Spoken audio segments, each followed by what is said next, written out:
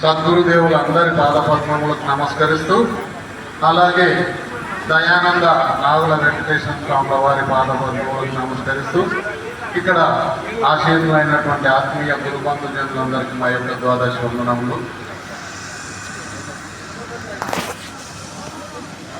అయితే ఇక్కడ గురువాక్యం గురించి, మానవ జన్మ యొక్క విశిష్టత గురించి నిన్నటి నుంచి సంపూర్ణంగా మనకు వింటున్నాం. పెద్దలు ఉన్నారు, అంతకన్నా చెప్పదగింది ఏం లేదు.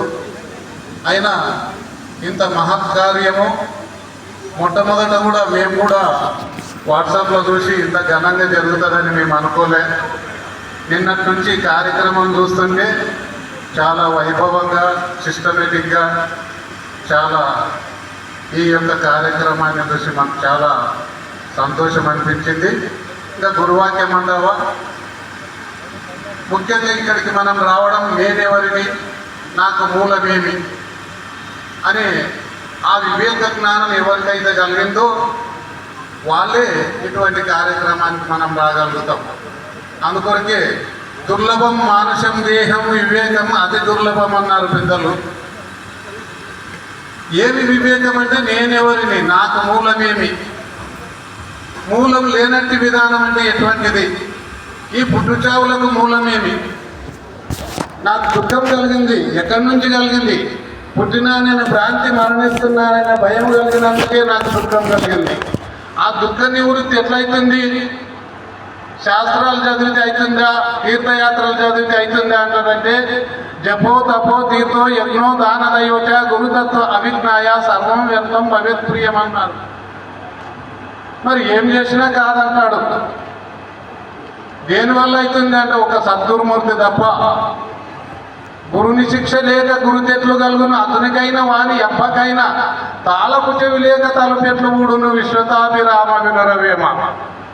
మరి అటువంటి గురుముఖత మనకు ఎట్లా కలుగుతుంది? పోయినమ్మడి చెప్తాడంటే కాదు. నరుడు గురుని చేరి 4 సేవలు చేసినేమి నిజము చెప్పునయ్యా చెప్పగానే మాయ చెప్పుడు చల్లారు అఖిల జీవ సంఘ ఆత్మలింగ.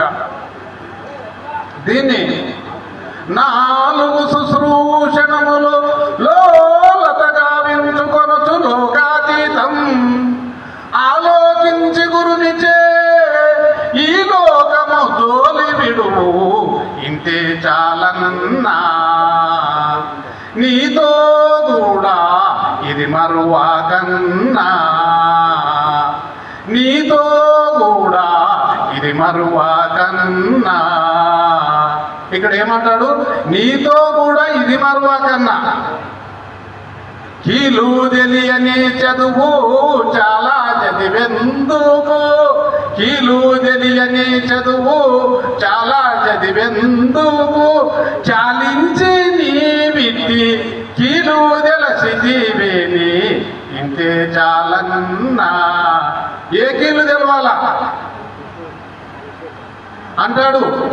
గురుముఖత మనము చతుర్విధ శుశ్రూషలు చేసి త్రివిధ దీక్షలను పొంది చివరికి నేనంటే ఎవరినంటే ఆ యొక్క నా స్వరూపాన్ని, దేవుని స్వరూపాన్ని గురుడు మనకు తెలియజెప్పినప్పుడు దేవుణ్ణి నిన్ను ఎరగవు నీవు ఇప్పటికెట్టివాడు నే తెలిపేదానే పద్ధతిగా, చూపరా అనేది చూపిస్తేనే పద్ధతిగా, అటువంటి స్వరూప నిశ్చయ జ్ఞానం మనకు కలగజేసినప్పుడు తన్ను తాను తెలుసుకున్నది బ్రహ్మము. అటువంటి బ్రహ్మం జరిగితే నన్ను సంతోషిస్తుంటే అయిపోయిందా, జన్మరహితం అయ్యిందా అంటానంటే కాలేదు అంటాడు. అచింత అవ్యక్త రూపాయ నిర్గుణాయ గుణాత్మనే సమస్త జగదాధార మూర్తియే బ్రాహ్మణే నమః. నీకు ఎంతవరకు అందిందో అంతవరకు అందినదంతా ఆవరణంతో కూడుకున్నది.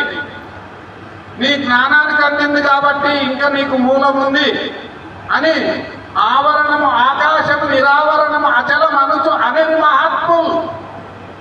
ఆవరణము మితి కలిగినది, నీ జ్ఞానానికి దోచింది నా స్వరూపం అంటే ఇటువంటిది, గురు స్వరూపం అంటే ఇటువంటిది, బ్రహ్మం అంటే ఇంతటిది అని ఎంతవరకు అందిందో అది ఆవరణంతో కూడుకున్నది, మితి కలిగినది.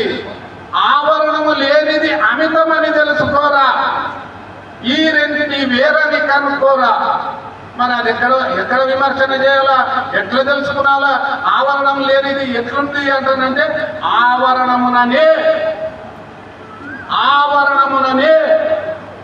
గురు కృప కలిగినప్పుడు ఆవరణముననే నిరావరణమును చూచి ఆవరణం ఎడలిన ఆవల మాట లేదని కనుక్కోరా.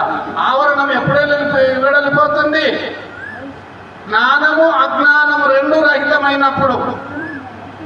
అందుకొరకే జాలమమ్మ అంటుంది, జ్ఞాని అనుట కనరాదమ్మ అజ్ఞాని అనుట కది లేదమ్మా, జ్ఞానములోనొక్కటి తానుగాక శూన్యానికి మీరిన అని ఈ పద్ధతిగా మన పెద్దలు మనని అటువంటి స్థాయికి, అటువంటి స్థితికి తీసుకుపోతున్నారు. కాబట్టి ఇది ఎంత చెప్పుకున్నా తక్కువనే. పెద్దలు చాలా మంది ఉన్నారు. మరి మా ప్రయాణంని దృష్టిలో పెట్టుకొని సభ అధ్యక్షులైనటువంటి తిరుపతయ్య స్వాముల వారు మాకు కరుణించి ముందుగా మాకు అవకాశం కల్పించినందుకు అయ్యగారికి మేము ద్వాదశి వందనములు అర్పించుకుంటూ ఇంతటితో ముగిస్తున్నాం. జై సద్గురు ప్రభు మహారాజుకు. ఒకసారి అందరు జై కొడితే వెనక